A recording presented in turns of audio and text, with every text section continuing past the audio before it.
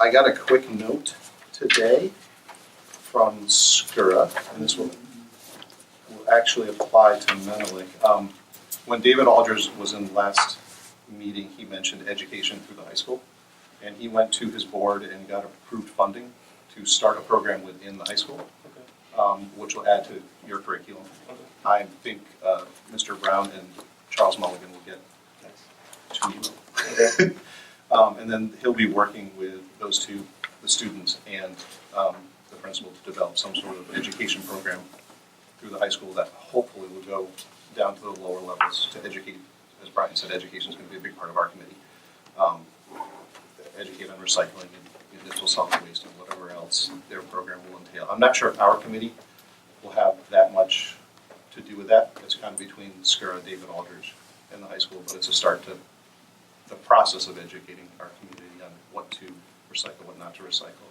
I know one of the parts of it would be to do a trash audit. I think their plan is to empty a dumpster at some point and see what we get rid of at the high school. That's in their boat. They'll be in touch with you. Okay, cool. Brian and Paul. Brief presentation, yeah, just absolutely. Kind of a lead in. So there's kind of two levels to look at it from my perspective. Is the closer level is where we need to be, or we should go in the next couple of years, is to setting up a model that would be kind of medium to long-term sustainable. I hear that word a lot, but what that means is that our budget, our personnel, our equipment, and our operations are tailored to meet the needs of the city in a manageable fashion. And so if the budget is kind of out of sync with what the needs are in the city, that puts stress on the system overall.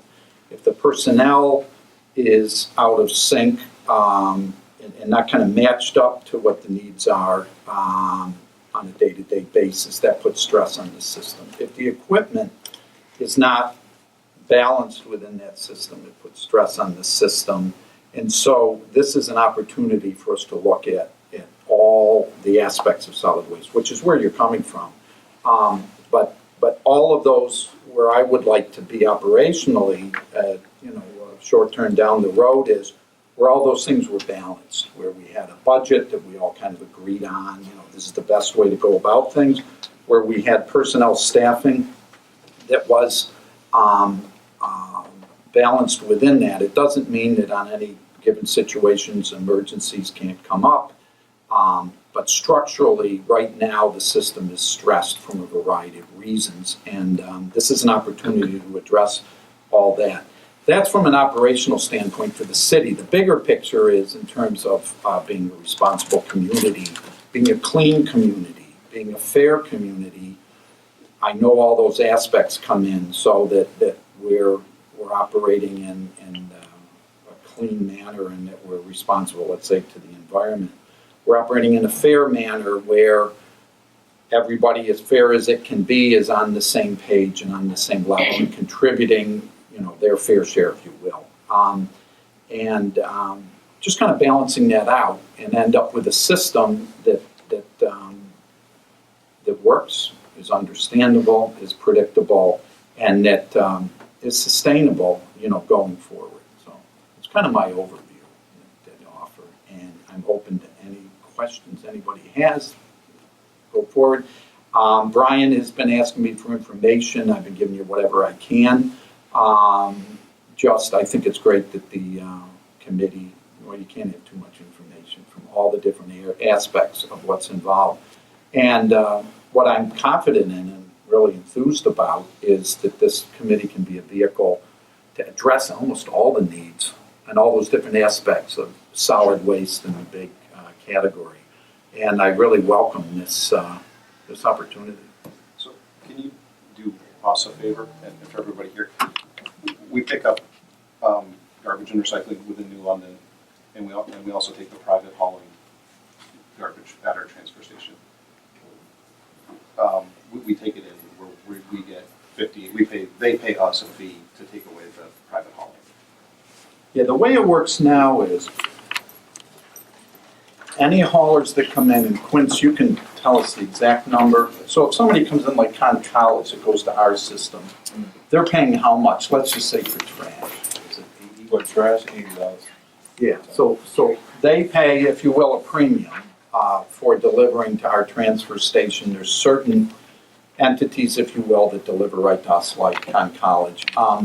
We do have an arrangement, and this is kind of legacy, was set up a long time ago, whereby when the arrangement was set up with Preston and Covanta through SCARA, there are haulers that collect trash within the city. Our arrangement with them is they go to Covanta and they drop it off, and as a processing fee, if you will, we charge them, or historically have charged them, in the last couple of years, $62. So they go to Preston, they log in under the New London account. We get a reckoning from SCARA at the end of each month. Quincy gets all those numbers, puts together reports, and that lists what private haulers have brought to Preston kind of under our umbrella. So we'll know CWPM, Lowe's, there's a few different ones. We get a summary of all the trucks that have gone there by date, and New London trucks are added to that. So when you look at the overall summary from SCARA of what they've taken in on a month or a year under the New London umbrella, it's, let's say, roughly 22,000 tons a year or something. Sure. About maybe 10 or 11, about roughly 53% or whatever of that is New London municipally collected waste, and then the rest is other haulers. And you did ask about a contract. And we did have, it was done up till about a year ago, then we had staff eliminations of positions, and it hasn't been, it's kind of just continued from that point on the terms that we're in. We can talk about that individually. Agreements with these private haulers as far as, you're permitted to take waste to Preston, Covanta under our account. And again, we get the summary from SCARA, we send it over to finance in the city, and then they bill the haulers. And for that processing, if you will, because there's really nothing we're doing in that arrangement, we make $4 a ton currently. The other ones, it's like $80, and we make whatever those, $22 a ton. And they bring that to us, and then When they bring it to us. and then we bring it to Preston. So is that Correct. 80, 62 by weight or by truck? That's by these? weight. So it's $80 a ton. Yes. So Con College, for example, Yeah. would be $80 a ton. And then for recycling, is that the same arrangement, or do they bring it to us and we transfer it to Willie Waste? Yes, our arrangement with the haulers that bring to us for recycling, we charge them, currently, we charge them $15 a ton, and then we haul that to Willimantic Waste. The current arrangement with Willamette Waste, which lasts till, I believe, next October, is they actually pay us $5 a ton for recycling. That number used to be up in the 30s or 40s. It's come down as market pressures have changed. And when that's renegotiated, I'm not sure where. That's renegotiated through SCARA. They've started the process. Yeah, for all the member towns, and they arrive at a rate which is currently $5 a ton that we get paid back. So with the markets changing, are we doing anything to change with them or reevaluate the recycling aspect of what we're doing currently? SCARA is. Are we doing anything differently from that? Because we send them our waste, and it has to be clean, as Yep. the term is. Are we working with our private haulers in any way to make sure their waste is Yes. cleaner? Yes. So what are we doing? I know you started something new, I think, recently. Yes. Yeah, Willie Waste called me up a couple of weeks ago, and we had the sit-down discussion about contamination within the loads. And as they've gotten pressures, which is far beyond me, from China accepting materials, and there's various political issues going on with that. But the bottom line is they're very concerned, and they're tracking from all the people that drop off there, the cleanliness, if you will, of the loads. So, I had a discussion with them, what's the easiest way for us to kind of start on that process? what are the greatest offenders? And they said, bar none, it's bags. It's plastic bags. Number one, plastic bags are not recyclable, should not be recycled.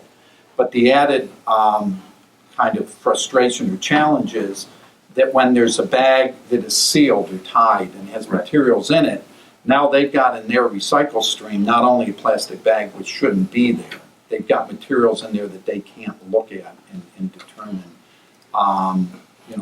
what those materials are, if they're compliant or not. So Willie Waste representatives met with SCARA and all the representative communities a month ago to express this concern. SCARA is doing an educational outreach of, I don't know how it's going to actually play out, maybe labels to put on containers, but a lot of reinforcing of what is compliant, what is not compliant.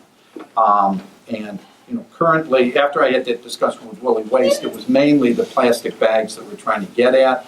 I did meet with CWPM, which is the largest company that drops off recycling, asking them to get those plastic bags out of the waste stream. Quincy, we've set up a system where he takes a picture of a truck that comes in and then it's load. And we're tracking that. It's new, it's about 3 weeks we've been into it. Our own recycling we can control. That, I don't want to throw them under the bus, but we're watching them very closely, and if that doesn't improve, we do have the option of not allowing their recycling to come through our process. Sure. And we're watching ours very closely, and to be perfectly honest, the fairest way to do this is if we get a load that's got a lot of plastic bags and non-compliant materials in it, we do have the ability, and I've said, we just move that over to the trash side, because just to be fair and honest with Willimantic Waste, we've got to clean up what's going. And that's not just our community. Sure. It's all. I'm going to get to Marty in a second, but so if we move that over to our solid waste, do we bill them for that? Yes, yeah. Then all of a sudden they get billed for solid waste, not for recycling. Right. So it's a two-pronged effort. One, we have more control over because it's our own collection.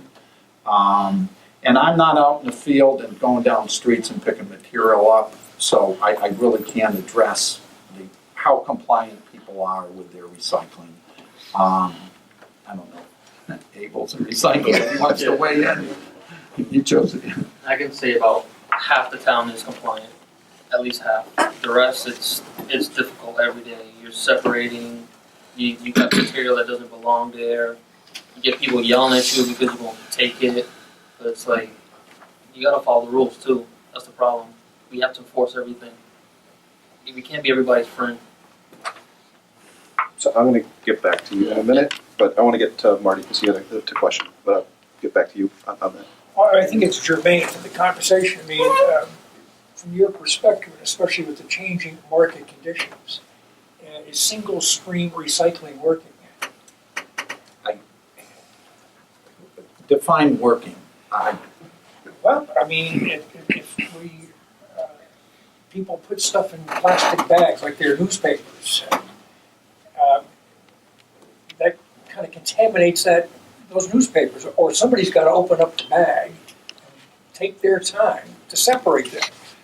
If it's at the curb that way, I would argue that that's not working.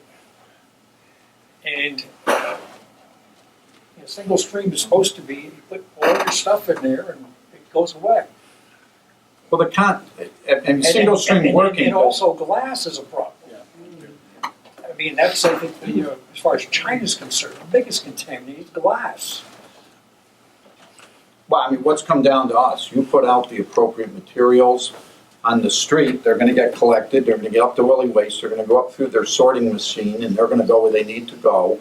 And in that case, it's working very well. In terms of the economics of whether glass is pure enough to be bought on a market or whatever, that's way above me operationally. In terms of newspapers that are in a plastic bag, well, it's not the single stream isn't working, it's that somebody isn't. They're not being compliant. Yeah, they're not feeding the system right. And, the big picture comes down to there's only so much we can expect our staff at the side of the road to enforce or communicate, and they can do their part. Ultimately, The real solution is education and whatever methods are needed so that the product, at least on the side of the road, is pure to begin with. Willie Waste does not open bags and go through it. It's just not practical to do that. They just put it over on their trash side and move down the road with what does sort well. So. And also under solid waste, I mean, the separation between solid waste versus construction debris or yard waste, bulky waste. How, for the benefit of all, I mean, how do we handle that? And in terms of enforcement, if people are putting out things that don't belong there, and they expect our guys to deal with this stuff. Well, the system the system I inherited here, and I don't know how far back it goes, but what I was told was you pick up whatever's there. And I'm just being honest and laying it right out. We went to a single stream in 2010. Yeah, but I mean, in terms of if somebody's got an ironing board, if they've got an old typewriter table or whatever, correct me if I'm wrong, but the political pressure, and I have to put it right out, historically was pick it up. And so that's kind of what we operate under. I mean, I'm told there's engine blocks, there's rocks, there's all sorts of stuff that's in the waste stream, and if we don't pick it up and we leave it there, I don't speak for the mayor, but there'll be a call, there'll be an angry person, there'll be angry neighbors, and their kind of system has been violated. So if you provided that luxury, if you will, you know, we're picking up whatever's out there, and that's the system we're within. If you start trying to tighten that back and get better behavior off of that, that's a very difficult kind of initiative. So what we inherited was pick up whatever's there. As far as that's the system we've been working under, just to be perfectly honest. But some of this heavier stuff, how does that affect the equipment? I mean, I can't imagine that if you're running 2x6s through the garbage truck, that's It's not good for it. good for it, or televisions, or any of that kind of stuff. I'm worried more about these guys' backs and the equipment handling that stuff. Well, I will. That's a Listen, tremendous I will tell. That's- I mean, I'll say the dirty word, all right, the yellow bags. But when I considered that system and looked at it, we had a system that was set up, whether that system for other reasons is good or not, but you did have a system where what was in those bags, you couldn't put an engine block in the bags. You could not put a typewriter table in the bags. You could not put an ironing board in the bags. You had a dedicated system where the truck was only going to take that packaged material, and now you somehow got to a point where the purity, if you will, or the appropriateness of that material is right. I saw it. I went and visited out in Wisconsin, and they did systems like that.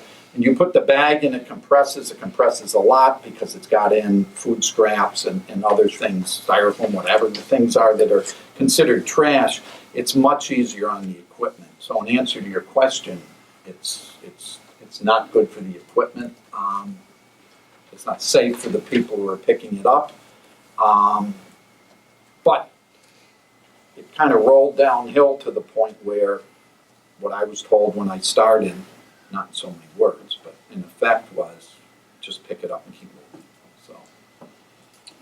And also, is there a policy in regards to trash pickup that the lids have to be down? I mean, if the lid's up like this, we have to pick that up, or are we supposed to leave that there and say? I'll say it again. Anything there gets picked up. So, can I put in my 2 cents on that? Sure.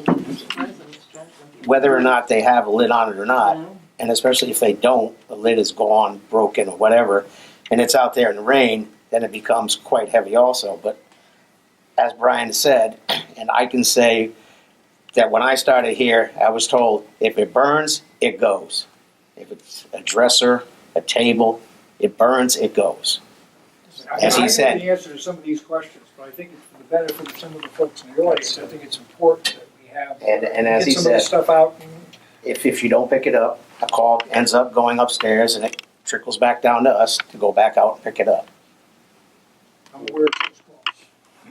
One of the issues that I had a comment is back when we were under a city manager form of government, we left 200 residents that had reservations stranded when we just dropped our bulk pickup program in July. So now people are just putting, if it wasn't for volunteers 5 years ago that went out with their own pickup trucks to pick stuff up, we'd have more stuff on the street than we do now. But what I'd really like to ask, I understand you have a staff of 14 that are in solid waste. At least that's what I've been told when I asked for an org chart. There's 44 people in public works, with 2 are in the hiring process, and there's currently 14 in solid waste. I'd like to know how those 14 are broken down as far as whether on the solid waste trucks, how many on recycle, and how many are working at, that include people that are working at the transfer station. 14. That's what I want. Let me give them the list. You correct me if I'm wrong. Okay, of those 14, we have 2 that are out on almost permanent injury, which means they're off the charts. Will they be replaced if they are on But permanent injury? give me, as if they weren't out on injury, you have a staff of 14, I want to know how they would be distributed through those 3.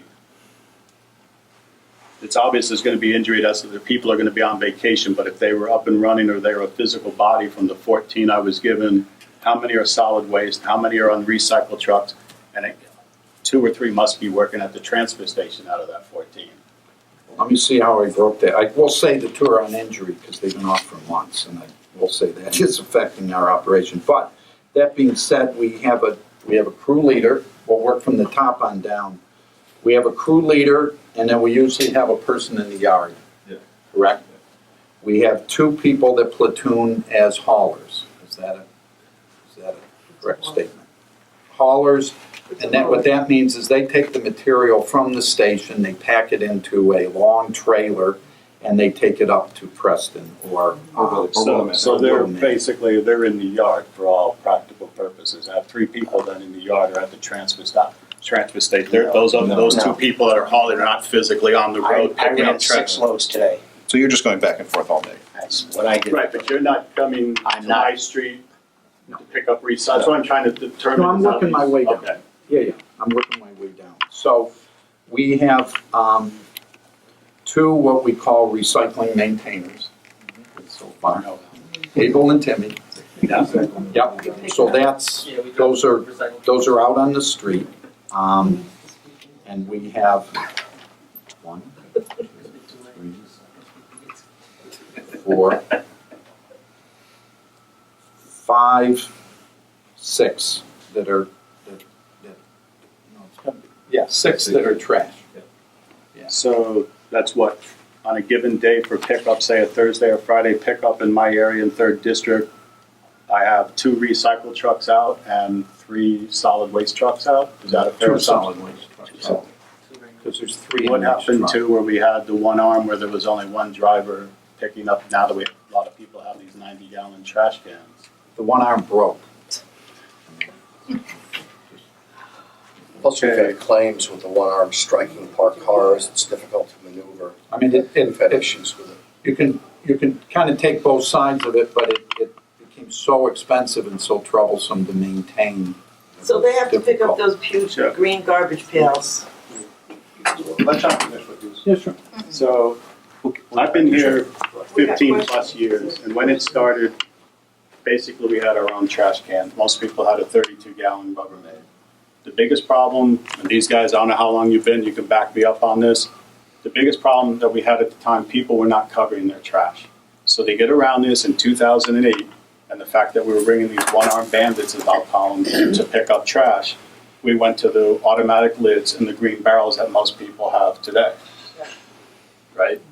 So now I'm hearing that we have 2 trucks out, which I know after talking to the guys out there before I was even on this committee or task force, they're working 10, 12-hour days.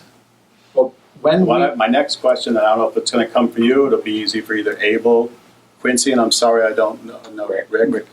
I would like to know, and for some of the people in here so they know what you go through, what's your day-to-day routine from the time those 2 guys or 3 guys get on that truck, from the time they take it? How many runs are you making back and forth to the give us an idea what a day entails from the recycle aspect and from the solid waste, because if we're ever going to determine here as a task force what's the best solution for this city, we need to know what you guys go through on a daily basis. So I don't know if Brian wants to answer that, but he seems to refer to you or Rick or somebody when it comes to those questions. So I'd like to know, you start at 7 o'clock, one truck, how much of an area on a Friday does it cover? Because I know you guys have been out late. I mean, because we have equipment failure right now.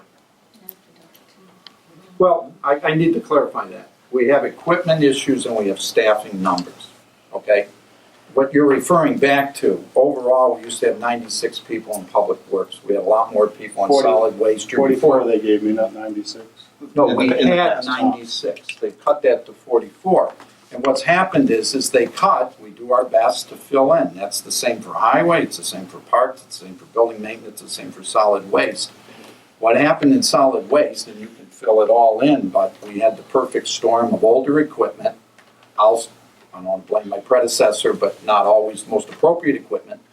And we had staffing cuts, and then we had the injuries that added to that. So the perfect storm within the last year is developed between the equipment and the staffing levels. It's put us in a real bad spot. Can we go to Quincy? I still would like an understanding of what a day-to-day Yeah, that's what, routine. if we can go to maybe, is it Phil, is that? All right, so we start at 7:30 in the morning, and sometimes it depends on the route or the season. We start at 7:30 in the morning. Sometimes we get out of there at 8 o'clock at night. The trucks come back, 3-4 times, to Right. Give an example, if you don't mind sharing some of the obstacles you put up with. I mean, I hear that you're picking up stuff you shouldn't be. What type of stuff are you, I mean, obviously if cars are getting damaged, people are probably putting these barrels too close to their cars for the one-armed bandit to work properly. Well, I don't know anything about the Right, but I mean, just, I wanted you to share some of the stuff that you're going up against when you're out there. I mean, it seems nobody through this whole process with the pay-as-you-throw right. wanted to ask you guys about what's going on. And TVs and Air conditioners, stuff that doesn't, burn. air conditioners. Yeah. Sinks, toilets, stuff like that. Would all that stuff been picked up, had we still had the bulk waste picked up twice a year? Or would that been something that the homeowner or renter would be responsible to get to the transfer station themselves? At that moment, it was the homeowner had to get the Because stuff. at one time in this city, we did have like a fall and spring bulk waste pickup. I do need to, this stuff gets put out every day, because I get the calls of it every day. If we have the staff, going back to if we had 96, whatever number it is, and we still have the bulk pickup type of thing, would it alleviate it with extra Even staff when we or had the no? bulk pickup, the highway orchestrated the bulk pickup, because they would take the payloader out, That's what I was take the garbage truck, dump trucks out, and you would load the wood and debris, and then you would separate the metal, and the metal would go in a separate truck.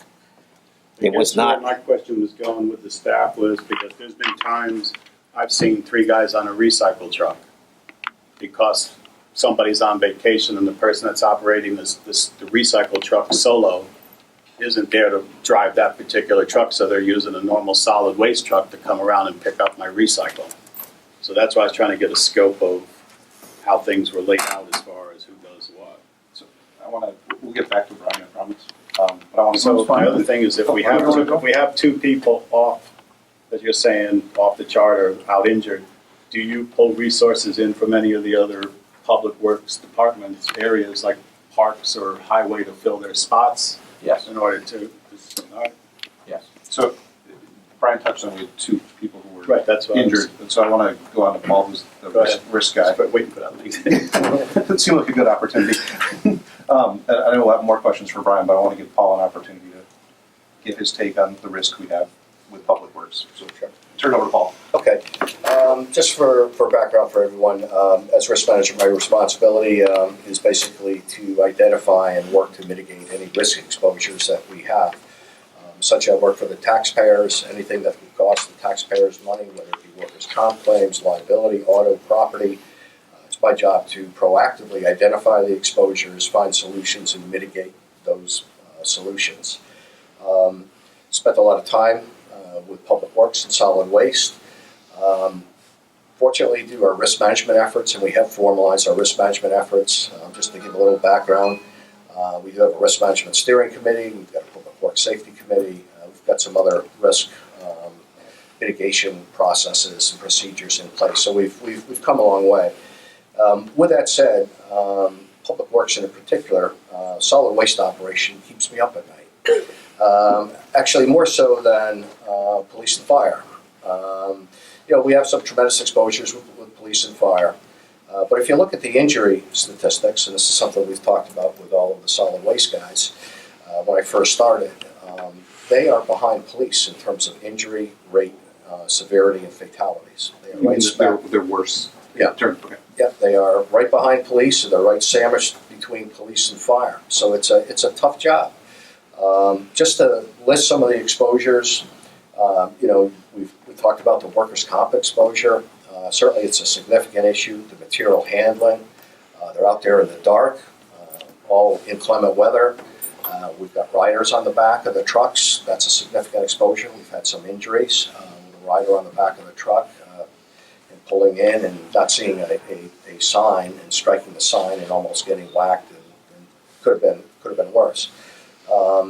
We've got exposure to biohazards, bloodborne pathogens, hypodermic needles in the trash.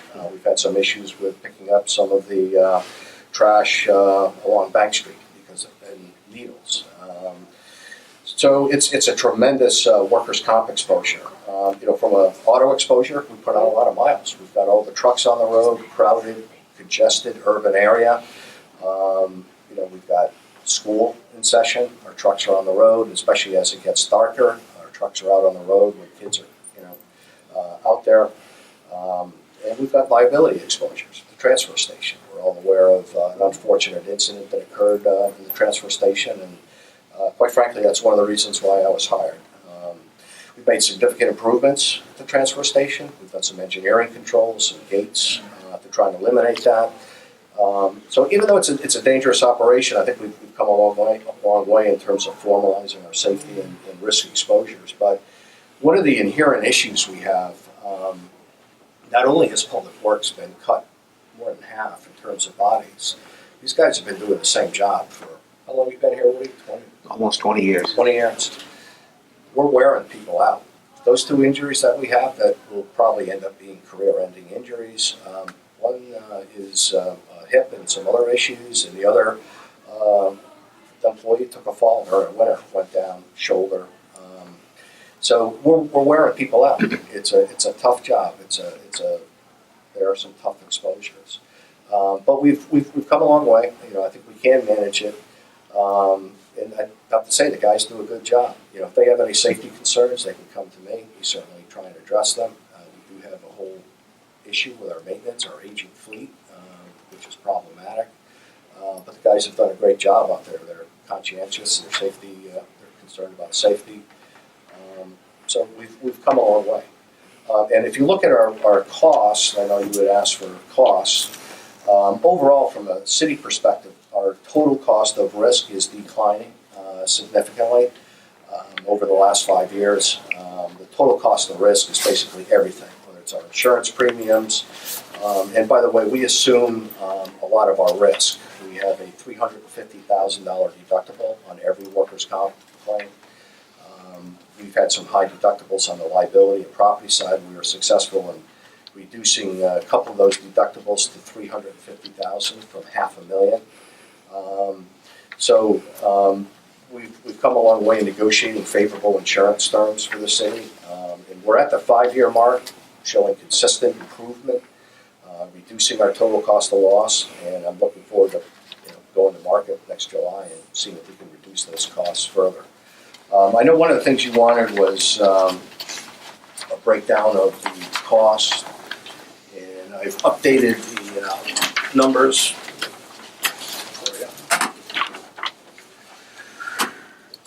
And basically what you have here, you've requested, what our Workers' comp claims in terms of dollars and frequency have been.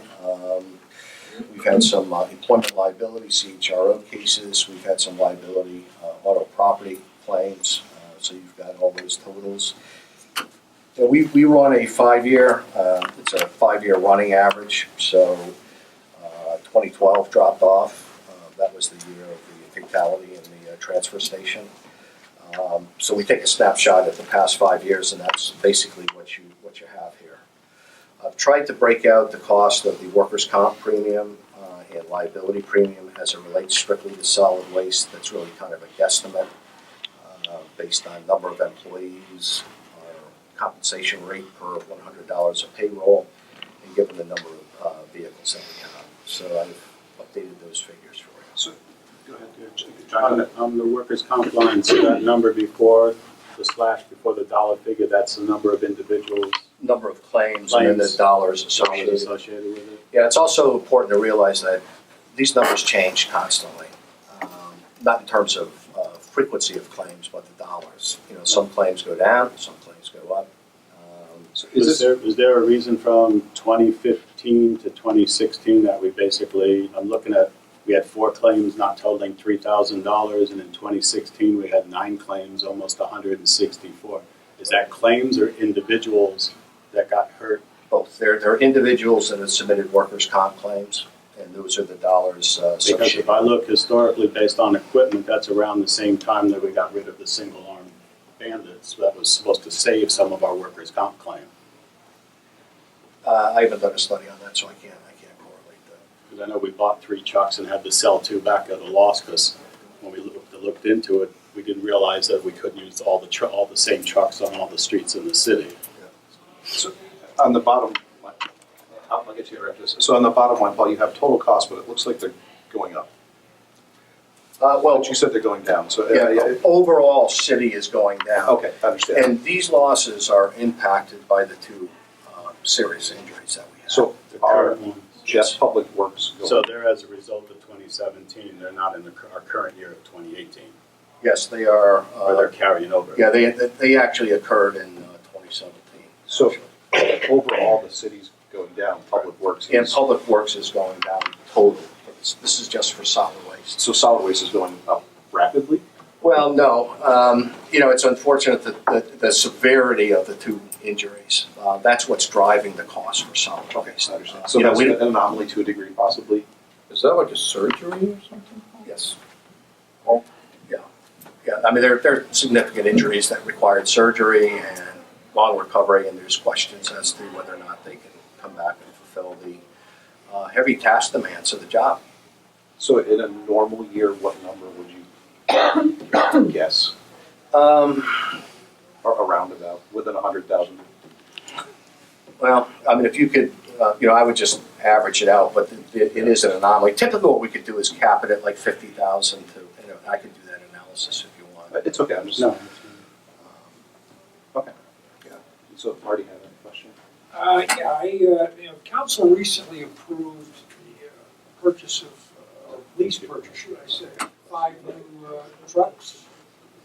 Should this more favorably be easier on the wear and tear of our men with these new trucks?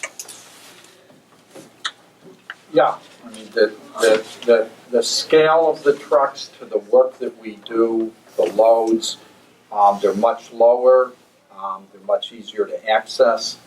They're a lot safer to drive, they're twin axle, they're not big, huge axle vehicles. And the studies we did and the community I visited had a very favorable safety record for them. They're much more scaled to what we do. And, When do these come online? They're not online yet. no, they'll be in the spring, sometime in the spring. John had a Yeah, question? Mike, going along with Marty's line of thinking, the council, well, there is a budget of $250K over the course of the next 5 years. If we needed equipment so badly, and these guys, we're going to workers' comp claim, we have these issues, why are we buying or leasing at least 1 truck a year over the last 5? I mean, all of a sudden, that's what showed that line on a budget, 2016, zero in that category. 2017, zero. 2018, 19 comes around, boom, you want to buy 5 trucks at $250K. Why weren't we buying a truck to help these guys out every budget year? Because every budget year I was involved, they cut us massively. And so for me to ask for something additional at that time would not have flown. And some of that's before you, is that? No, it's when he was He's here. asking That's- all I'm this. at- I've been here I've only have 3 years of the budget to go on based on what they put online. Yeah, And every it year sticks they- out like a sore thumb that 2016 mechanical, zero. 2017, zero. 2018, boom, we want to bring 5 trucks in at 250. If we knew we were having an issue all this time, why didn't we like 1 year bring in 1 truck, next year bring in another, space it Well, out but so I we'd always. All I'm saying is every year I came in, they wanted $700,000 or $800,000 from my budget. Well, that's what I'm saying, but Brian's suggesting you need a new truck, but they're saying you have to cut 800,000, it's gonna be a I mean, tough sell. All right, I can go off this. Go ahead, I'm Marty. surprised it comes about just as pay as you throw. Keith Chapman was our public works director. We rebuilt, I guess would be a good word, the transfer station, with an intent of that being providing a pretty significant revenue stream. I wouldn't even say a profit center. His successor kind of shelved that. Can you foresee any opportunity for the transfer station to become a bit more progressive in terms of revenue stream? Yes, And how? I can't go into that right Thank you. It's another secret, like. now. I'm working to achieve Keith Chapman's dream. No, I mean that very seriously. I just can't go into the details right now. But the way our staff is set up, I mean, for that to operate the way Keith wanted it, we probably need about twice as many people. We do not have the staffing to manage that operation. We don't have the staffing, I mean, those are big, huge pistons that drive those compactors and everything. We don't have the money to maintain those properly. That's what I was talking about, sustainability, where our money coming in, our budget matches the obligations that we've taken on.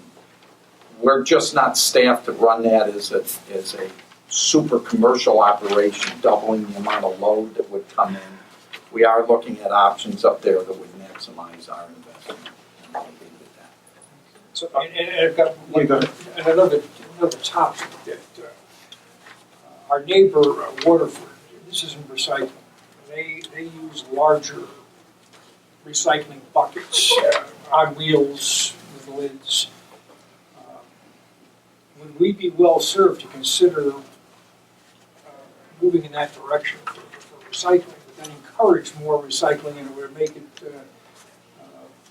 more efficient for the guys in the field in terms of collection as well? In the last budget, 3 years, every year they've said to me, cut, cut, cut. We've cut staff, I'm not complaining. We have myself and an administrator running a $10.5 million operation where they had like 6 people before. We've been cut down to just the operational bone.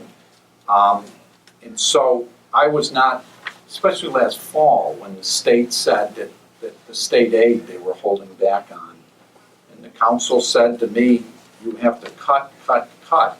At that point to say, let's invest $800,000 in new recycling containers. Perhaps that could ease and increase recycling. That was not an option that was practically given to me. And so we have 10,500 stops in the city that we collect from. The containers, depending on the size, whether it's 64 gallon up to 90 gallon, can range from about $64 to $90 per container. In the aggregate, you're talking about $700,000 or $800,000 out. So would that put us in a better stead in terms of people recycling more? I've never had the luxury of even looking into that from an economic standpoint.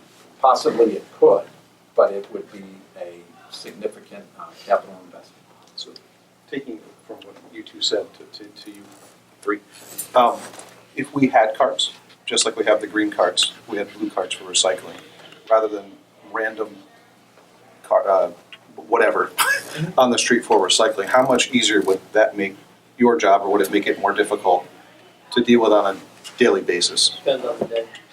But depends upon the neighborhood day, or is that what you're saying? That's what it is. It's you go through so many one ways, cars parked both ways, and the truck we have, it's the top selection. You have to go up and you have to watch out for wires, cars next to you. If people are walking by you, what's in there? If it's almost packed out, is it going to fall out and fall into the street? You mean in the truck, the Yeah. recycling? Okay. I have to think about all that. What else?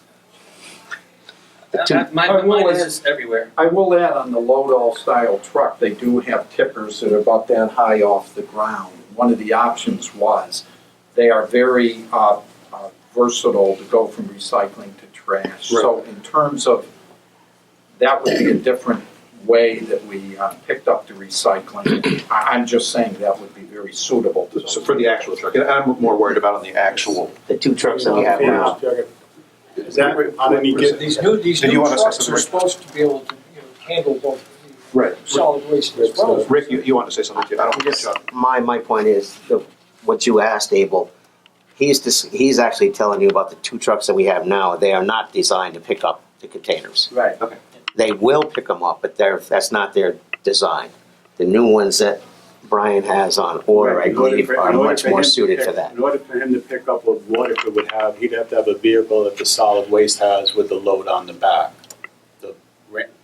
Where the green barrels are picked up No, from. you I can can have, These are, I'm No, sorry, I'm not well, talking about the new ones, I'm talking about what you're saying, he can't pick up the barrels now because his truck isn't designed to do that. he can, there are Okay. a couple of spots on it, but that's not how the truck was Now, designed. my question, Abel wants to be able to, is there particular days of the week that you're running into streets that are obstacles, like on a Monday, Wednesday, Friday? Is it every, because what I'm getting at, my line of thinking on this, when we had a street sweeper, I don't know if we still have a street sweeper, if those streets were to be street swept, we let the individual, the area know that your vehicle needs to be off. So if that's the case, to make your guys' job a little easier, maybe we need to implement a system where if Wednesday's your garbage pickup, please have your vehicles so the guys can get at least on one side of the street, so. That would benefit. Yeah, I mean, that's what we're here for, is to find out what's gonna help you guys. So you're kind of saying like on a snow day, Yeah, you well, park on the even side type of thing. right. I mean, they do it for street sweeping. If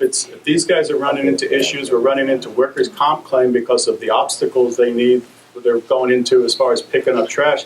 Why not try to make their life a little bit more accommodating, that if all the barrels say people can only park alternate side of the street parking, they park on one side of the street, so they're able to go down, boom, one side and grab. I'm just trying to think of all concept, if we're No, gonna I try to save. So back to for 1%. So one size doesn't fit all.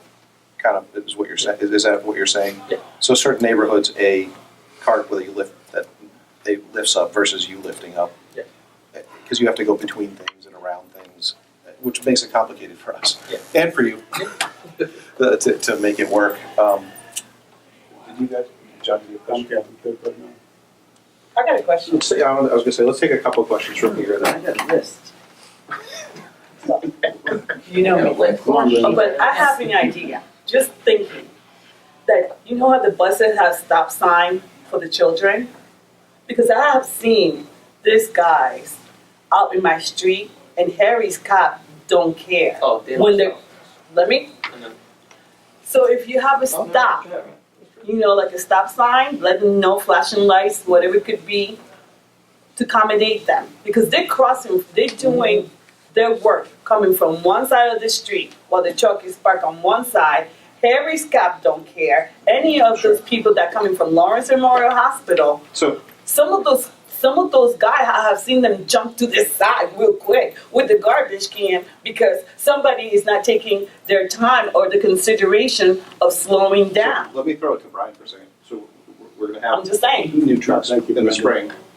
Are there any new safety features that would help our guys out with the newer trucks that we don't have now?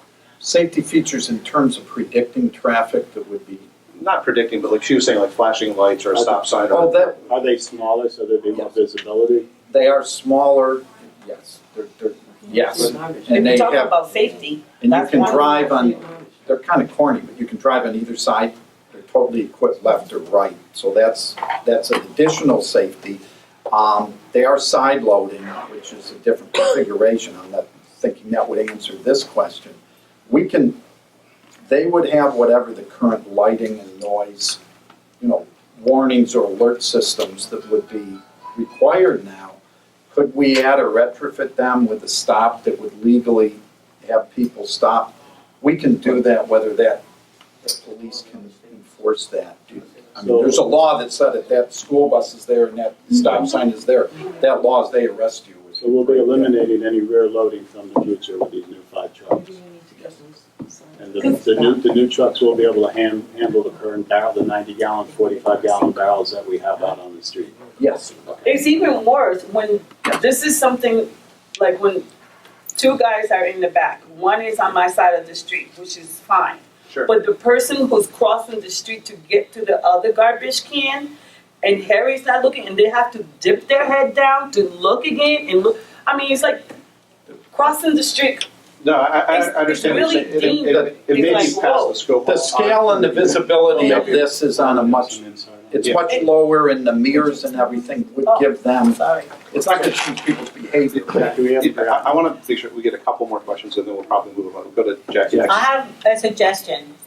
Can we maybe, on the days, wherever they're supposed to be picking up, can we have the cars parked the opposite way and people take their garbage, so the garbage cans are all in one side, so there is just a clean sweep for these guys, and their safety is. That Why would are be you laughing? wonderful. But the thing I'm is, so on the page. but the thing is, you don't know until you try. So You don't know actually, until you try. I would agree with you. I mean, where I live, just trying to get people to move on the other side of the street when we get a foot of snow. Right. But it's still a really good idea. But Yeah, I agree. again, education, It's you only, gotta let the people know. Yeah, I look mean, how many only one people are day. here, Right. education, we all So- know the rules. We'll get a couple more It's the questions. ones- Good. All right, quick. There used to be a sheet that told you what was recyclable, But good. etc. When I hear, we need education, it doesn't appear anybody knows what's recyclable and what isn't. Exactly. I would think that would be number one, define what's what Right. and make it clear. Because people are doing various things and you ask a question and somebody says, is this recyclable? I don't know. So you hear various things throughout, your bread wrappers versus, so number one, you have to define what is recyclable. Is corrugated versus regular cardboard? What is what? What do you want? Because you can discuss from now till doomsday, if you don't specify, first of all, what is clean recyclable? Okay, if you go on this scale, I know not everybody has computers, so I'm going to answer this on a two-stage level. Okay. If you go on the SCARA website, there's a very clear document of exactly what that is. Part of our discussion with Willie Waste is they're coming out with even easier to understand. Don't do this, yes, this, and so you don't have to kind of hunt and peck.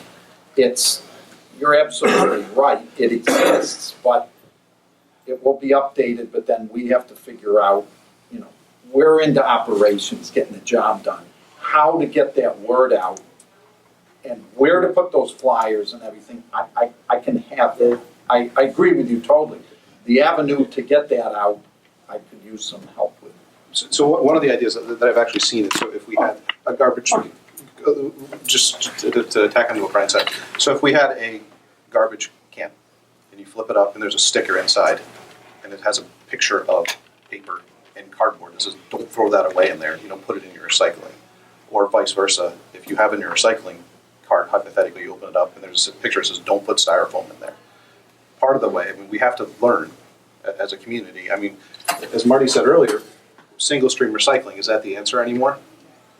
Oh, times are changing. Right, Obviously. and that's the hard part. We have to educate and learn, but I think we have to unlearn also, because what may have been recyclable in the past or a positive, which would bring us a negative Okay, but it's amount. time, got the question. Not everybody knows what website to go to. No, I understand. So, but here's the question. What is clean recyclables? Okay, so I'll answer that in two Yeah, go ahead. parts. I gotta build on what you said. And backwards, is single recycling working? We're not there to even give it a chance yet, is what I want to say. That if we've cleaned up our waste, our recycling stream, then that discussion can honestly be had. But one thing SCARA is looking at is, for them, printing. It's not cost to us, it comes out of their funds or whatever, but is the value of a big label that goes right on every container, that makes it easy to see exactly. And it's, again, I'll say, it's not just a whole long list that you have to hunt and peck, is to make it easy, so on a moment's notice, you'll know, yes, no. Okay, what I'm saying is, example, plastics. You got number 1, number 2, number 3, number 4, number 5. Right. Is it referencing the type of recyclable material? The Willie Waste will take any plastic. The problem now is not in that fine tuning, if you will. But what, On the plastic, can this plastic go or that not? The big issue is plastic bags. No. Plastic bags with things in them.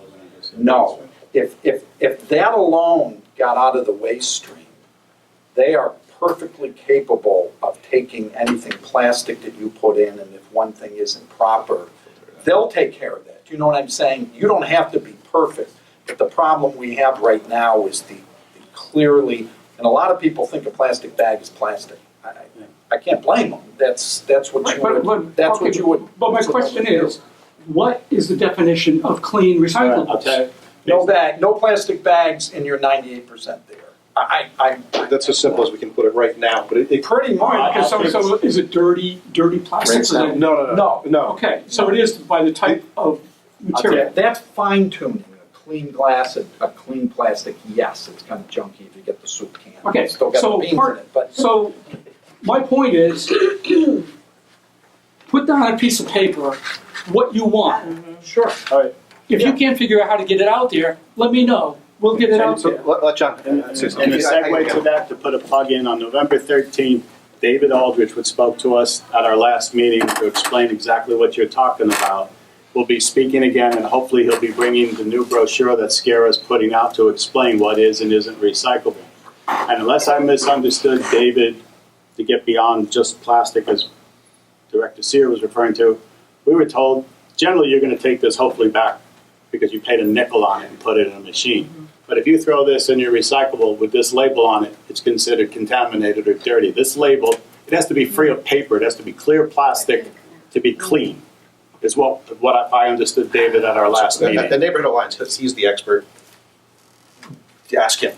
And he's going to be there on November 13th. He'll be a guest. He's nice enough. He wants to reach out to our community in most ways. I mean, Brian probably knows. That's So there's, So I want to move on to, yeah. what, did you have a question, Marty? Or? I just would like to reinforce the need for education is ongoing. I mean, the population changes, there's an element of transiency, there's new people moving in all the time, and state regulations and federal regulations change from periodically. And these things need to be updated. So we all need to kind of be on top of this. It's not a one and done. I don't believe. No. So I want to take one question from Cheryl. Well, right here it says presentation from and questions. So I have questions, but I'll do one. I'll be here for you afterwards. How I'll about do that? one. Well, I want Brian to answer these questions, but I'll do one and then everybody else could do this. All right, my main question is, you said Conn College is paying $80 to New London for their garbage or whatever the heck, they're bringing it to the transfer station, whatever they're doing, right? They're supposed to be paying, okay. Have they paid? Yeah. Are they paying their bill? Yes, Every month, every year, however? yes. They are, oh, well, because I know they're not doing No, well no, with their taxes. yes. I did You I know. did an I was audit just- of all the accounts That was my there. most important question. Are we getting money? Yes. And can I keep gotta going be unless honest, we anybody do else- get about $605,000 a Mhm. year in revenue that has to, on materials that we collect regarding private haulers and solid waste. Can you up that from them? Okay, just one question. Well, I have, So the one, Yeah, I got an answer. We could, it would need to be approved by council. That's how you would change it. So can we up our price away from the 5862, that number, can we up to 62 as well? Yes, And that would have to go through council, yes. and you and I would correspond. Yes, no, that's fine. It's a fee, and that is at the council level. And I can't approve that. No, I understand. I mean, because my concern is we get it, but then we transfer it. Is it worth it to keep doing that with gas, labor, That's a truck costs, all that stuff? Anything's on the table. Yeah, good. Yeah. If I understand, along with Cheryl, with Brian, any revenue that you're bringing in, whether it's recyclable, solid waste from these other, is that just, does that go into your budget or does that go into general Well- fund? And maybe that's an issue we need to address so you can get the staff you need, that money should, just like with the police officers, when they have labor, that's- when they're out on overtime for construction or contractors, they're not seeing that money to come back in and help pay for future police officers. And maybe that's where we need to. There are two components to the budget. We're all looking at expense normally, but there's an equal part of the budget, which is the revenue side. It doesn't get published as much, it doesn't get talked about as much, but that's a very, very good point. And I've given Brian those numbers, or you got them on your own, Yeah. which was good, whatever. But that is part, there's revenue in, there's expenses out, and that is part of that balance. Right, in all fairness, because every year when they sit down and look at your department and do budgets and say, oh, this is what we need to work with, they're only looking at your expense lines. That is true. If they looked at the revenue and saw what that department brought in, like they do with water, I mean, they'd realize, okay, yeah, it's costing us to do this, the equipment's costing that, but look what they brought into the city for revenue. Let's keep better track rather than dump that into general fund. And if we started doing that for each department, we'd have a better idea as far as return on investment. That would be fair. I mean, I know We have the I'm same probably issue with the I know fire I'm talking, department. I'm probably talking With ambulance. Disneyland here, but. No, it's, I like this. Brian's a fan of it. No, I know. I think you guys are as well. No, it's as important as the other side of it. Yeah, I mean, It's the same. how would you like, you got your own checkbook, you got all your bills going out, but your social security check is going to somebody else. I understand. You can look at it as that mean. So, to keep us moving, I want to thank Brian and Thank you. Paul for coming in. Sorry, Brian, you get to talk a lot. That's all right. We have one more little thing on the agenda. It's about food diversion at a pig farm that I'd like to talk about. Can I ask real quick? Yeah. Do we have plans, and I don't know whether it goes, who puts out the list? I mean, we're in October, and I've yet to see anything as far as yard waste schedule. Coming out pickup. tomorrow. Okay. It's November 10th and December 1st. Only 2 weeks. We used to Yes. do 2 months 2 at one days. time. Two. We used to do about 6 to 8 Saturdays at one time, going back, but No, he said 2 days. Two different pickups on Saturday. Saturday. It used to be. November we used to- 10th. Yeah, For the leaves? Yeah, for the leaves, yard waste that's within Yeah. parameters of what you should put out as yard waste. and the leaves are dropping later historically, and what I try to do, right or wrong, is have one before Thanksgiving and one after. So if you're during the holidays, I should probably tell you, Rick, but we used to go probably, we had about 6 Saturdays, 8 Saturdays at one time that they would go out. We were never down to just 2 Saturdays or once a month. But I think that would go right back to, Yeah. we had 96 people before and we're Oh, down to no, 44. we haven't had Everything. 96 people in a long time. Right, but everything's cut back to a degree. Would you hand up, Karen? Karen did, yeah, a while back, when you were talking about the dirty bottle and removing the label, don't you also have to remove the lid? That's what we were told when we went to the, No, they said, learning like you. they said, you can't have the lid separate in the bin, but it could be on the bottom. Now, does that make sense? we were told the exact opposite. Oh, well, I There's heard another somewhere. plug, but Scare will be coming, Dave Aldrich will be here, and they have a new brochure that's in the print now that hopefully he'll be bringing with him. And it has some new parameters as far as with all that's going on with this clean and whatever, what's now gonna be recyclable. What date is that?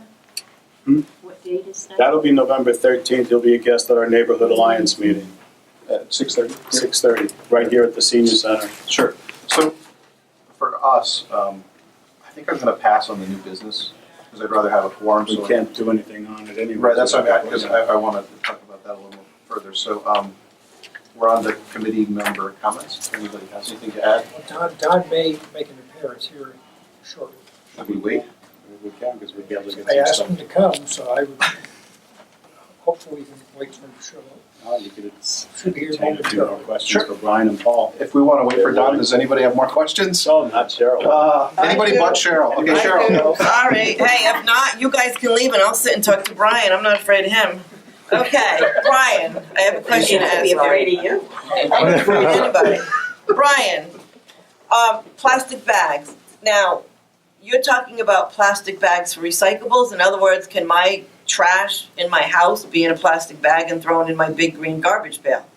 That's okay. All right, that's what I wanted to make sure. But Cheryl, don't put your recyclables in a bag. I know. No, I do. I put my I'm going to have to take my newspapers out this week. And There I you go. hope they don't blow all over the place. But if they do, Put them in the bottom. Put I already have I wait till a plastic bag is full. I'm not going to put them on the bottom. Give me a break. But I got a new recycle bin. So when you People go don't pick up her plastic. Okay, anyway. Now, Don't pick up her stuff then. another thing. She's admitting to not being in compliance, so don't pick up her bag. I didn't know I couldn't do that.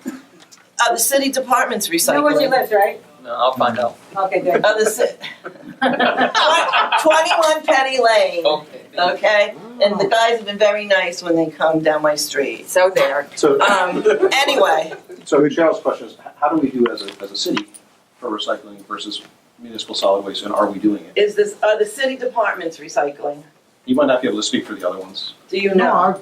yes. Are Yes. we doing it as well as we could? No. Okay. No, Now- the school, I mean, I'll Yeah. weigh in that one of the greatest opportunities is the schools. And they're linking up with SCARA independently of our department and setting off pilot programs and a lot of really, really good things. And I'll just put a plug in. So to add to what Brian's saying about the school, one of the programs they've started is they've started weighing everything at central office to see if they're making a difference in terms of recycling and their trash. I don't know what the results are because they've just started that, and I believe they're going to try to roll that out into some of the schools just to see if they are making a difference through some of the programs they're working on. I don't know if they are or they aren't. I'll let you know. Okay, and another thing,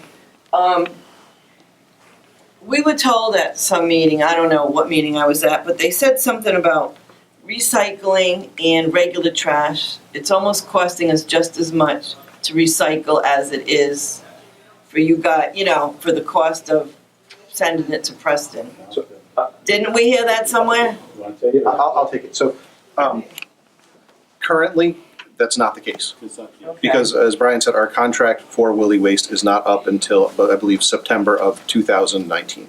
Okay. So we get a rebate for each ton that we bring up there of $5.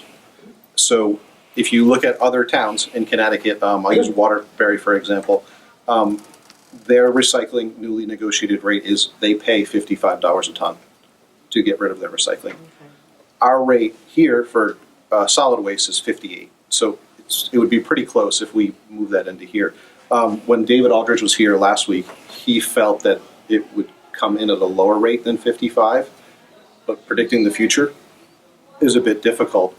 In our contract with Willie Waste, which SCURA negotiates for us, there are 2 sections that allow them to reopen the contract before it expires. They're in negotiations now. I don't know if they'll reopen and something would happen before then.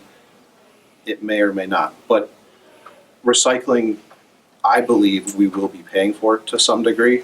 Where that number will fall, I don't think anybody knows. I'm not sure. Brian would even guess. And Oh, I talked to the DeVivos at Willimantic Waste. It's totally market, political, diplomatic, whatever. There's a lot of ingredients in that. One thing they're talking about doing medium term is there are entrepreneurs that are now based that the economics are such where they're setting up regional recycling processing facilities in our country.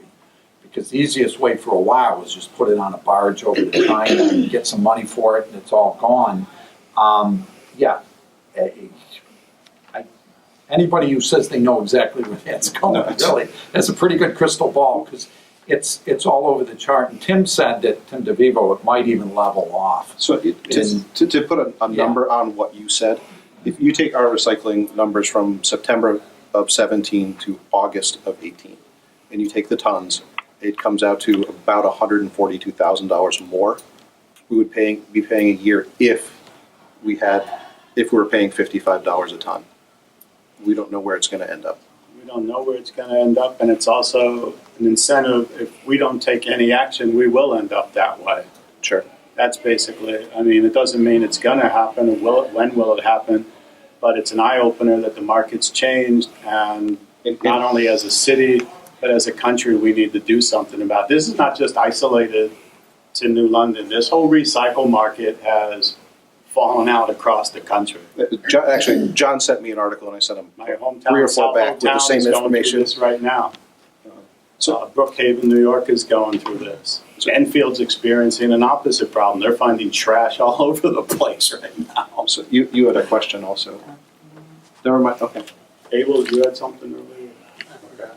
I'd like to know where, when the guys are out there picking up needles, where are they putting them? We have, Do you have a container? we have a container. Do you do it with your hands? Your hands? No, I usually have napkins, so I make sure, I have gloves on also, so I don't touch it. So where are you finding this on Bank Street? Like, Everywhere. just stay out of the area. It's not just Bank Street, it's Broad Street. You're finding them probably along the cemetery I find too. them on residential all the time. So I just got a suggestion. Turn it over to Ledge Light and lift these guys off the hook, make it a Do health they issue. have, like, let you know, Ledge when Light you go out and to take the those puppies hospital out. and they have the containers where you put those needles in? Can they put that out there for them? It's on the truck. It's on our truck. No, but I'm not saying in the truck, I'm saying out The there. people that are using? Yeah. Yeah, they're gonna stop and look for a bin. Yeah, they're gonna stop and They're look for looking for their bigger next hit. Let me go over here. Oh, yeah, there's a bin. Really? No, I'm just saying. You waiting on this at all? This is New London, come on. You know, you're right. I'm giving everybody. I understand there's boxes downtown for this purpose, not for the waste, but Yeah, we did put in the waterfront and the trucks after this issue came up. Also, any gloves that these guys want, we discussed different types of gloves, but we did go through a period where needles were consistently found on Bank Street in the trash containers. Yeah. and on the liability, how often, I may not be a workers' comp situation, but like a hospital, when I was in the healthcare industry, we used to have a little thing saying, oh, we've gone 3 days without a needle stick. I mean, no, really, I mean, are these guys, you So come across. what happened if one of those needles in those yellow bags that you guys trying to promote is sticking out on one of your coworkers? I mean, one of your employees gets Did you stuck. let- That is like, Did I bring it up? Bring it up. Bring it up, bring it up. Yes, This I'm is- just saying, I'm being honest. Let This me incident happened to me at least, I want to say, 10 years ago. That's fine. I had to go to the hospital within 6 months, 3 or 4 times, just to make sure I didn't have anything in me.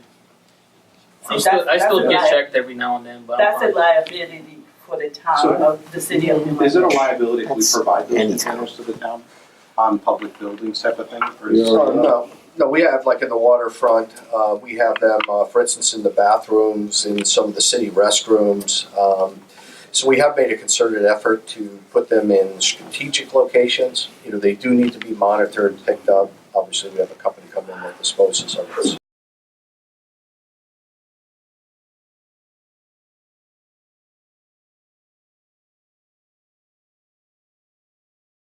I've got one more question for Brian.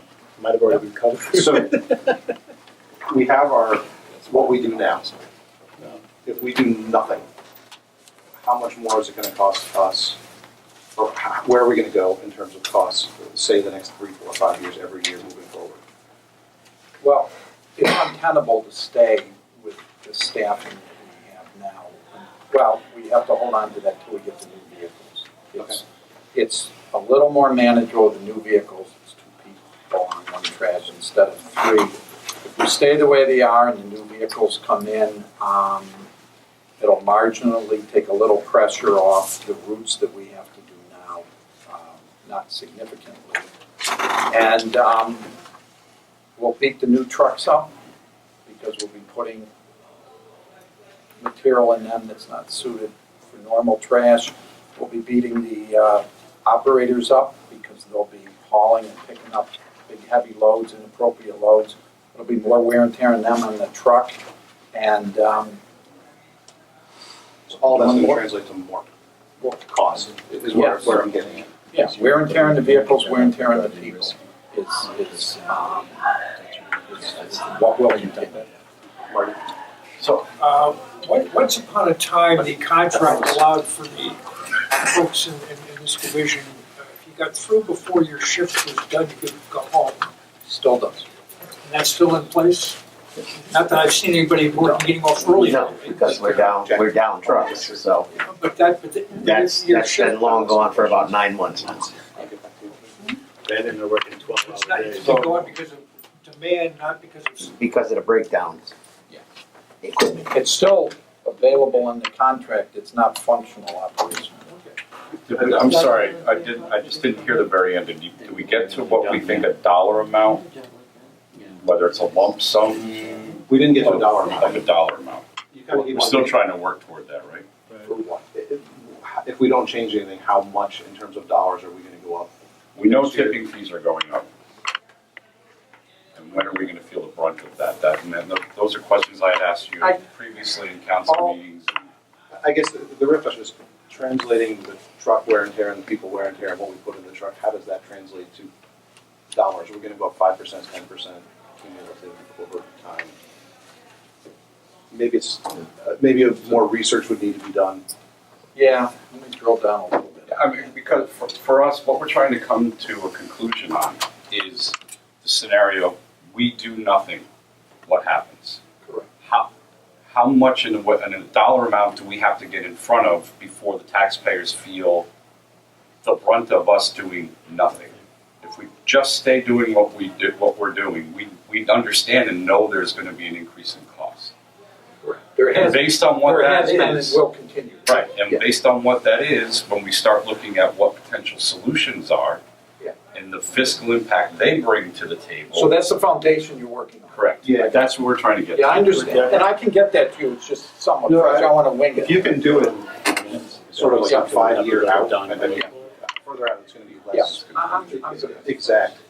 Invoices that are Because I think coming from all of Sierra us would like to know We've seen. where we're gonna go. He's made us to leave with Don has anything else. Yeah, I'm good. No, go ahead. And I'm only going to walk out if this phone rings. We'll see what happens. So let's take one more from Jackie. Question, if, you said that the trucks will be here when, March? Spring. March, April, okay. Don't you think we should take that time to try and educate the people of New London, especially the people that are in double or triple, multiple family housing? Especially, I see it all over Willits.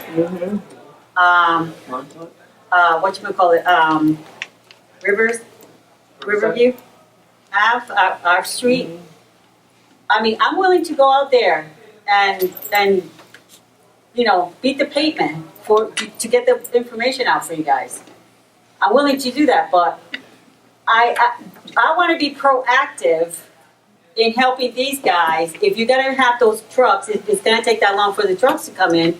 How about if we be more proactive and educate the people? This is what's gonna happen in April when the new trucks come in, so that they can start doing it now, so that they're prepared for these guys when the new trucks come in. Encouraging recycling would help a little. The big ghost in the room is the materials that are in the waste stream, the trash stream. Right, can we help you out? You can try, but like, and Don wasn't here to the status quo is we go by and pick up anything that's there. And, But I'm telling you, it's and if you can recyclable. change that, or if we set a new standard whereby when we don't pick that up and the calls come in, we have a reference to that, that's something that's a heavy lift. Go ahead, Mike. Yeah, you know, when you say anything that's there, does that mean on the curb or in the bucket? Both. Both. You know, because we purchased a grappling truck for the express purpose of picking this stuff up. Well, that's one of the uses. Well, and And that it's wasn't to being be used. in a weekly use. That was a one-off bulk waste, right, by appointment, or, I don't think that was intended to be part of their weekly Right. trips to It's bring the not. grappling truck out. But they're picking up stuff that they shouldn't be picking up. Everything short of a nuclear bomb, they take off the sidewalk. But there's still plenty of crap that's left behind. I mean, there's a lot of bulky waste. But for us not to pick it up, only for us to take somebody out of highway that probably is lucky to be there if he's not on a trash truck, to then go out in a grapple truck to pick up what's there, we're in the aggregate going backwards.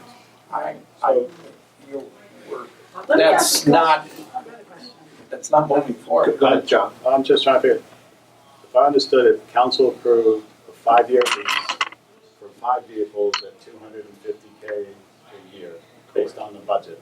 Now I'm hearing those vehicles in the first year are not going to be available to 10 months into the fiscal year. So we're paying $250,000 on a lease agreement for vehicles we're only going to be able to use. We don't 2 pay months of this. until- No, we don't pay until we receive it. No. Yeah, but you're still Prorated. paying, it's going to be prorated It'll for, be okay. prorated. Yeah, I no, think that's a hell of a lot of money for only Yeah, 2 no. months of use. I mean, it's in the budget, but it's not being drawn down Correct. until we receive those. Yes. At the transfer station, where you can, I know it very well, when you come in to the right, there's the trailer for the electronics, where you can leave televisions. There's a big dumpster for metal, there's waste oil, there's all these different things. How are those disposed of? I mean, they're not all parked in one barrel. Mattresses, electronics, oil, paint, Light bulbs. light Yeah, bulbs. fluorescent light bulbs, They are- batteries, They are picked up by either a contracted third party. but separately. Yes, Okay. yes. So there's a So paint vendor do who we will come pay here. to- No. Have those picked up, do they pay you No. or?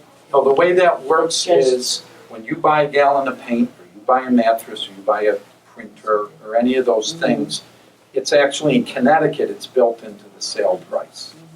And some of that money, percentage-wise, goes to pay these people for taking those away and recycling those responsibly.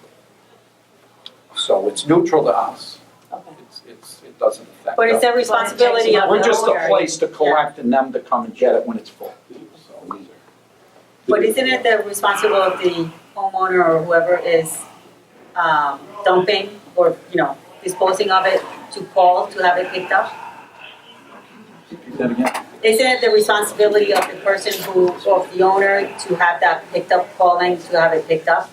Currently, they have 3 options. They can bring it to the transfer station. They can hire a private contractor to pick it up and bring it over, or they can call us and we have a $20 fee or whatever. We make an appointment and we go. So it's, I didn't know that. yeah, That's good to it's know. one of those. So a homeowner can bring it down to the station. Of course, yeah. Oh, I've never It's been like that. I have, there's a lot of rentals where we live, well, including myself, but I've never seen them have a recycle bin out there. And that's what I'm saying, the education. We need to educate the Why not? multi-family. Well, if they're a rental Well, unit and they're picked up by a private contractor, They're not. They're not. They're being picked up by you guys. Yeah. Do you guys go to 70 Riverview Ave at all? Have you gone there at all? Yes. Back then? Okay.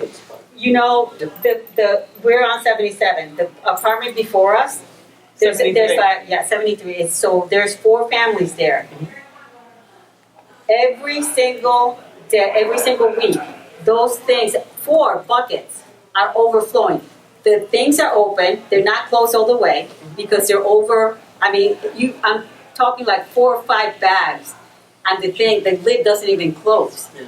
And you have 4 of them. Like And they're that. full by Saturday. They never, They picked up by you Thursday, guys they're have full to by pick that up. Saturday. So, So Jackie, I'm gonna bring it back here because we're running out of time. I'll stay and answer questions if maybe. no, but it's for these guys. No, I know, maybe they'll ask, answer questions too. I just want to bring it back to a report we are. What I want to do is table the New business, The- need a motion for that. can I get a motion to? So moved. Table the discussion on, what is it, the food waste pickup. Right, so motion on the table. Second. Table that, so all in favor? Aye. Against? Okay, are there any committee Menlo is very quiet. All my questions are pretty much asked already. Okay. I guess I'll look for a motion to adjourn. I have a question for Paul. Let's adjourn, then you can ask. Motion to adjourn. Is there a second?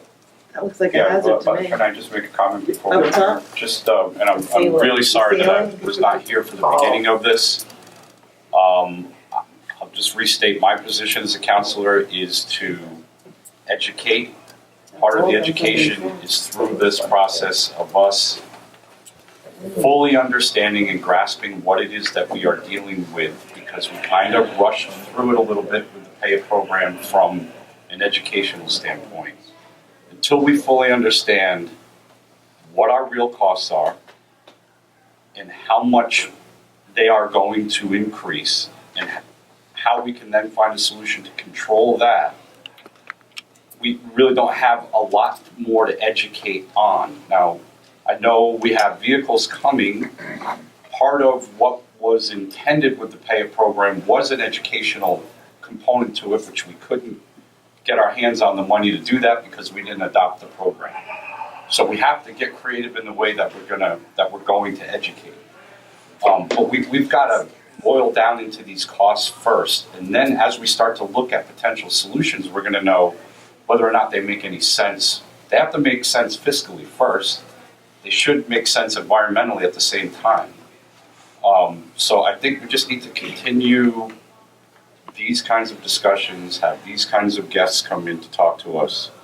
But I mean, I'm hearing you loud and clear on the education part, because even if we came up with a great solution, if we didn't educate people on it, we lost. One thing I want to add, we brought at the beginning of the meeting, is the purity, if you will, of recycling loads to automatic waste is a major concern. There's citing, they haven't given us any levies or fines yet, but there's the plastic bags and a lot of inappropriate things in there. So we didn't kind of nail it down, but that's a potential liability, financial. We learned that with Mr. Aldridge from Sierra. Okay, so we talked about that quite a bit. Yeah, so that's even a more immediate value to the education, and we touched on some of that. Okay. So that's all I want to say. Thank you. Segue on that, we have David coming to our next Alliance meeting to talk about the same More thing he about that. presented, just so you know. You weren't here for that part, so. So we'll do one more because Marty pointed out here. Well, speaking of education, do we have any programs ongoing in the schools to educate the children about recycling, because they take it home? Yeah, I'll answer. So I'm not sure if you're here in the beginning. David Aldridge from Skura met with two science teachers at Science and Tech on September 19th. They met and talked about a program that they might be able to design with the high school, Science and Tech High School, and obviously New London High School as well. He took his idea back to his board at Skura, and at 4:12 today, I got an email from him saying his board is going to approve grants that our high school can access to incorporate recycling and municipal solid waste education into their curriculum at the high Even school. on a lower level. Thank you. Like Thank Yeah, you. what way the high school? Elementary. So Elementary. I understand. You start there, and the idea is to then move it out further, but we have to start somewhere. And the high school has been quite supportive, and they have support from the administration there as well. And I'm hoping it starts there and it moves out. We have to find people who will do it in the schools. The high school is willing with the science department. So one of the aspects they talked about was take a dumpster or take a truck and dump it on the street or somewhere and see what's inside there and educate everybody on this is what we have, this is what we need to take out, this shouldn't be here, that type of thing. So start with the high school and then move it down through the other schools. But you have to start somewhere. I mean, to take all 7 schools and say, we're going to do it tomorrow would be, Well, why not? it would be kind of tough. And it is a fight with educators too, where you add more things on top of what they're already doing. They are teachers, they are grading, there are after-school activities. Like I have 2 kids in the high school and they've got conferences after school. So the teachers aren't there just 9 to 5 or whatever. Sometimes they're 9 to 9, and you're going to add more stuff on top of what they do. It's kind of a tough sell. So this would actually be in the curriculum and then move it out down to the lower grades. But it has to work and develop it someplace to move it down to the. Make it into a community service program like they did the coyote awareness. But you know what? She's absolutely right. You start with the I- little ones because they absorb it all. The high school kids, I'm sorry, they're great kids, but you know what? The last thing they're worried about is recycling. I made this comment before. My granddaughter was in first grade last year, came to my house and talked about recycling. First grade. So you know they're starting in kindergarten. By the time they get to high school, it's too late. I understand what you're saying, So- but you have to start somewhere with a Start- program. Then pay the teachers more money. No, it's not the teachers. Why can't somebody? Pay them money. No. Why I'm not can't? sure that's the answer. Why can't somebody from Scara come, or why can't Brian come for an afternoon for an hour? You know? I gotta, Scara is totally committed They'll see November to doing 13th. anything that we ask them to do. What Scara, I bet, come and talk for. We need to, I Yeah. mean, you'd have to adopt almost like a curriculum. I mean, it'd have Why to don't start we do a from. piece of that? No, it's a, So I want to get to Menlo because he's actually at the high school. Yeah. an assembly. Sure. An assembly. Assembly, yeah, like Assembly, thank yeah, you. that's what it. So Menlo goes to science and tech, so maybe he can. Yeah, like similar to what you said and what you said, like two things that high schoolers do like though is missing class and rewards. And so community service hours are needed to graduate, and missing class for an assembly are also something that like they'll be interested in. So an assembly and maybe like a club after school community service or Honest. yeah, community service or just like learning about these things and like being an active member in the community as far as like educating as well. There are like students that one will go to office for their resume and two want community service and like would like to have probably an assembly. So like I So think if you do a pizza night at your school, even that you get to the start a kids club or coming. something. You know, Do the club, it yeah, some sort of club. Yeah, like a club with like community service, like where they teach us and then we teach our peers. Then like we get community service where like people will join that. Then you could go on a field trip to the elementary school. I can speak. Chair, I'd like to make a motion to adjourn. Second. Motion for adjournment. All in favor? Aye.